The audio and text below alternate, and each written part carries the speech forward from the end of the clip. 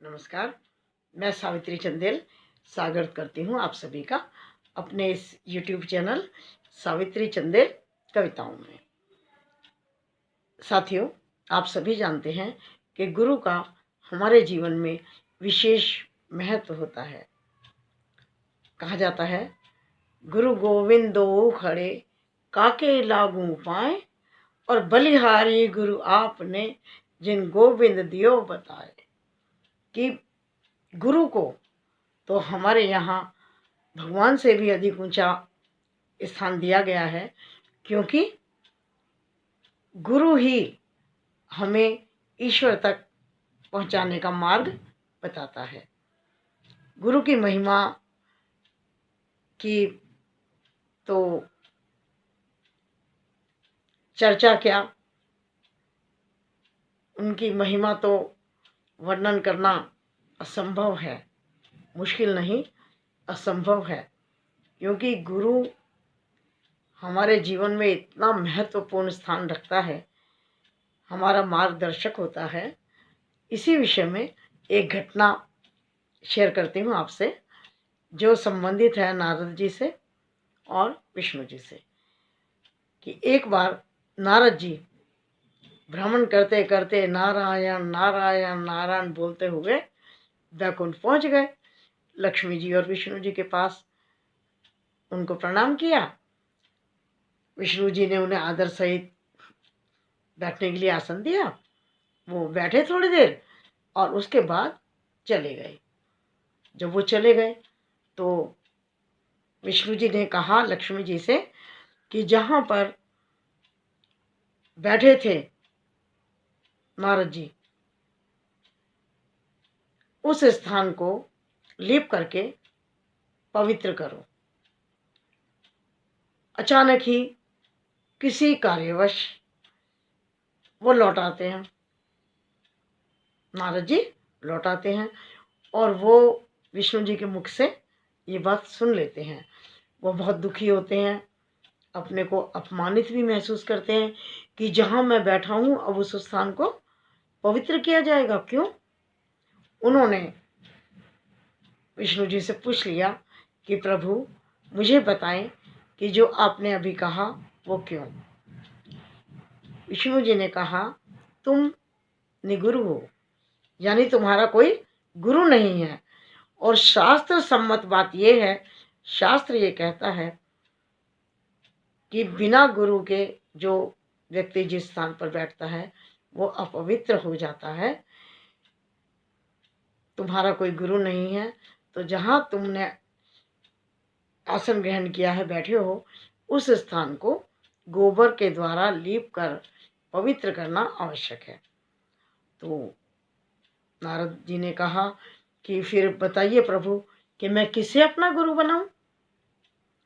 विष्णु जी ने कहा, पृथ्वी लोक पर जाओ, जो सबसे पहले तुम्हें मिल जाए उसे अपना गुरु बना लेना।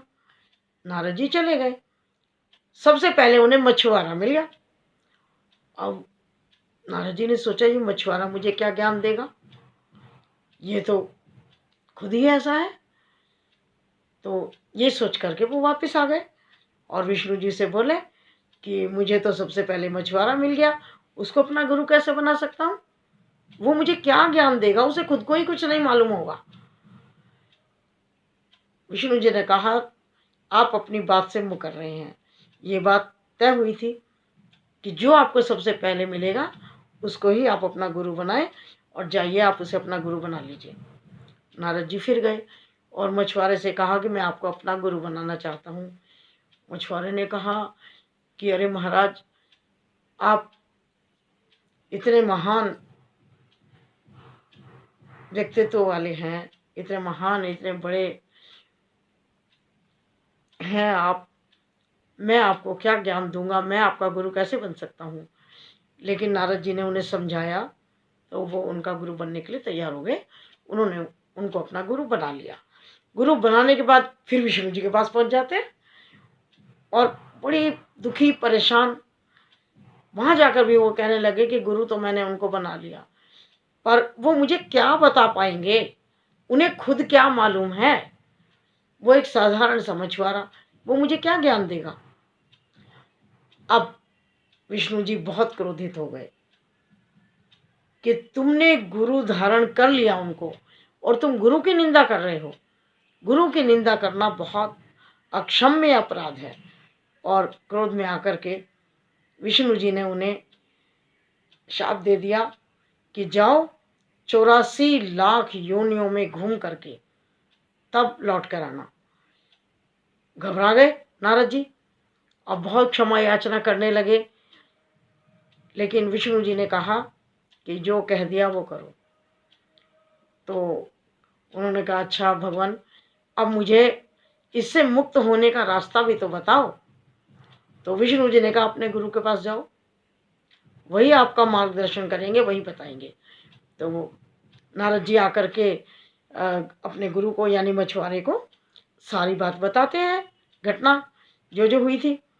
तो मछुआरे ने गुरु रूप में उन्हें कहा कि विष्णु जी के पास जाओ, प्रणाम करके हाथ जोड़ करके उन्हें बोलो कि 84 लाख योनियां पृथ्वी पर बना दें, चित्र बना दें उनके, और उन चित्रों पर तुम लेट जाना, इस तरह से घूम लेना, उसके ऊपर उन चित्रों के ऊपर घूम लेना, और फिर विष्णु जी से कहना कि मैं 84 लाख योनियां घूम आया हूं, अब मेरा उद्धार करो।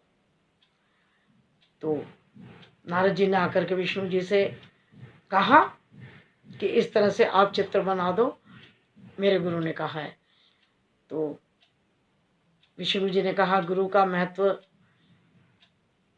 समझ में आया, गुरु की महानता समझ में आई। उस गुरु ने आपको कितनी बड़ी परेशानी से मुक्त कर दिया। तो नारद जी ने उस बात को स्वीकार किया हाथ जोड़ करके और कहा कि प्रभु मुझे क्षमा करो, मैंने अपने गुरु की निंदा की, लेकिन भविष्य में कभी भी मैं ऐसा गलत कार्य नहीं करूँगा, अनुचित कार्य नहीं करूँगा। तो इस प्रकार विष्णु जी ने नारद जी को गुरु की महत्ता बताई। और ये आप और हम भी जानते हैं कि देखिए कि राम और कृष्ण जो कि अवतार थे, वो भी जब पृथ्वी लोक पर आए तो उन्हें भी गुरु धारण करना पड़ा। तो गुरु की महिमा अपरंपार है, गुरु सदा पूजनीय है। कभी अपने गुरु की निंदा नहीं करनी चाहिए, हमेशा उनकी बातों पर विश्वास करना चाहिए और उन्हें हमेशा श्रद्धा पूर्वक नमन करना चाहिए और उनके प्रति सदा अपने हृदय में श्रद्धा की भावना रखनी चाहिए।